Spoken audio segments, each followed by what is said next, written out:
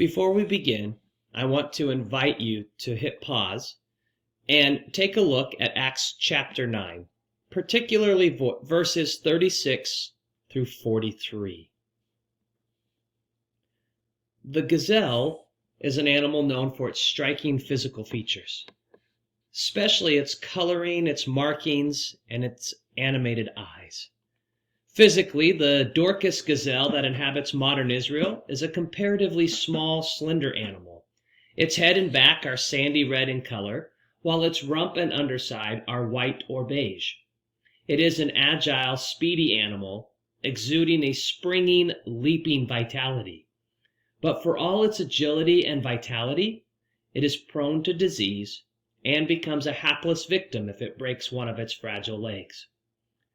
Dorcas, or Tabitha in Hebrew, was a rare name found most frequently among slaves. That means gazelle. In Judaism, the gazelle was a symbol of a proselyte, one who converted to Judaism. Rabbi Alexandri is reported to have said, "How loved is the stranger in the eyes of the Lord, who commanded regarding them in 48 instances. The proselyte is like a gazelle that joins a shepherd's herd and is favorable in his eyes. He says, 'In this one I have not invested from its birth, but it joined my sheep, therefore I love it.'" So it is likely that Tabitha was a proselyte and was given her name by the Jewish community to which she belonged, a name that fitted her character. Her real beauty is not found in her physical appearance, her participation in the early Jesus movement, or even her resurrection from the dead. Her real beauty is found in the way she lived her life, full of good works and acts of charity. Tabitha's story is found in Acts 9, between the healing of Aeneas and the salvation of Cornelius. And it begins like this. Now there was in Joppa a disciple named Tabitha, which translated means Dorcas.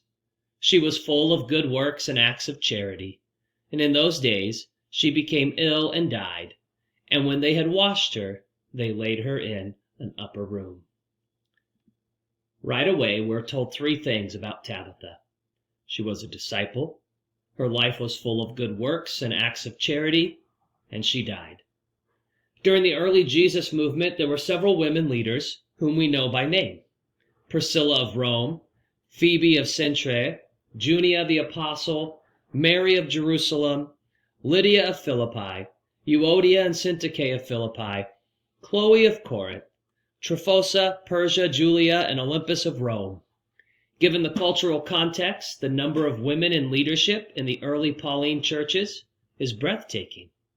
Now, we add the only woman in the Bible specifically called a disciple: Tabitha. Tabitha's life is characterized as full of good works and acts of charity, a characteristic she shares with Cornelius. Besides the Apostle Paul, Tabitha and Cornelius are the only people in the New Testament described as practicing charity. Tabitha literally clothed widows, fulfilling in her life the teachings of Moses and Jesus. In this way, she directly contributed to the economic development of her community, caring for the marginalized. The last thing we learn about Tabitha is that she, like her disease-prone namesake, became ill and died. Those who were part of her community and the recipients of her charity sent for Peter. These widows were not content to leave well enough alone. Widows, by definition, are poor, on the bottom rung of society, without anyone to represent them or to protect them. These are the ones to whom Tabitha, the gazelle, has given life. She dies, and her life-giving work dies with her. The community sends for Peter. Her death has caused a crisis in the community, and now the most vulnerable ones have no one. When Peter arrives, there's a scene reminiscent of the raising of Jairus' daughter, where Peter simply says, "Tabitha, rise." Tabitha's charity has been grossly underemphasized in scholarly treatments of the larger Tabitha Cornelius' story in Acts. Most commentators focus on Peter's role in the narrative and the numerous similarities between the act of raising Tabitha and the accounts of resurrection performed by Elijah, Elisha, and Jesus. For the most part, Tabitha's acts are remembered for the pity and sadness they evoke for the widows, since Tabitha was, as one scholar said, a beloved figure in the community because of her kind deeds, someone the people of Joppa would be extremely saddened by her death, and the sorrowful bewailing of the widows might have spurred Peter to resurrect her and give her back to the community that cherished her so deeply. By contrast, some early Christian writers suggest that Tabitha and Cornelius were resurrected and selected for conversion precisely because of their charity. This interpretation aligns with tradition in the Hebrew Bible and Second Temple Judaism that posits almsgiving as having the ability to rescue those who practice it from death.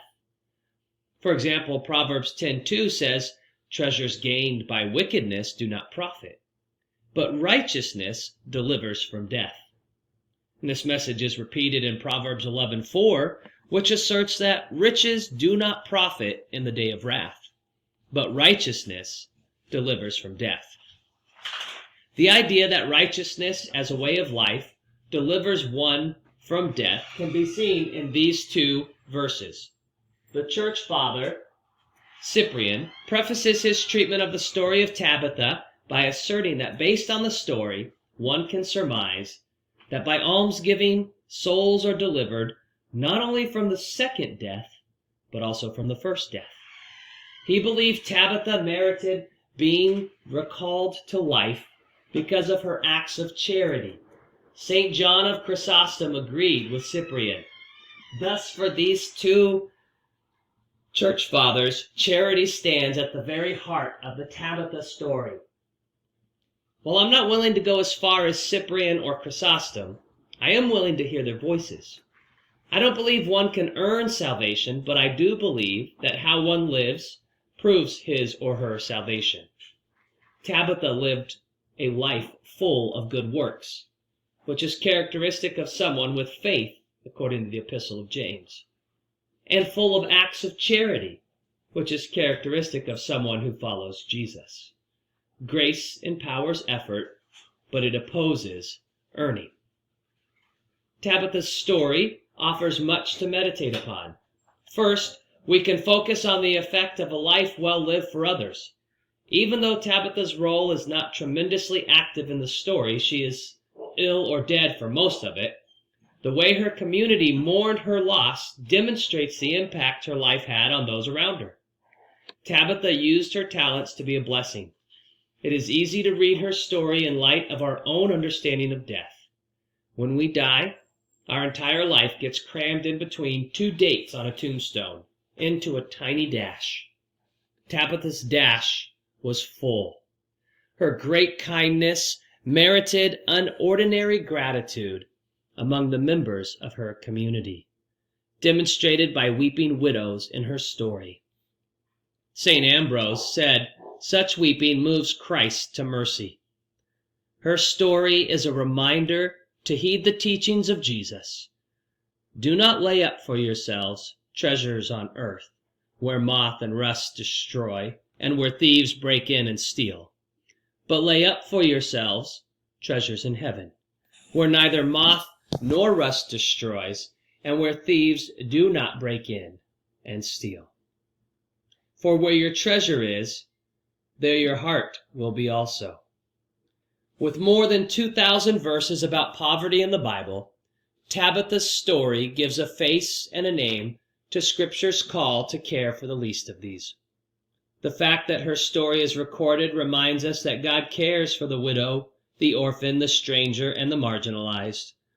That her life is set in juxtaposition to her resurrection suggests that such a life was not merely tangential to God's grace, but instrumental in receiving God's grace.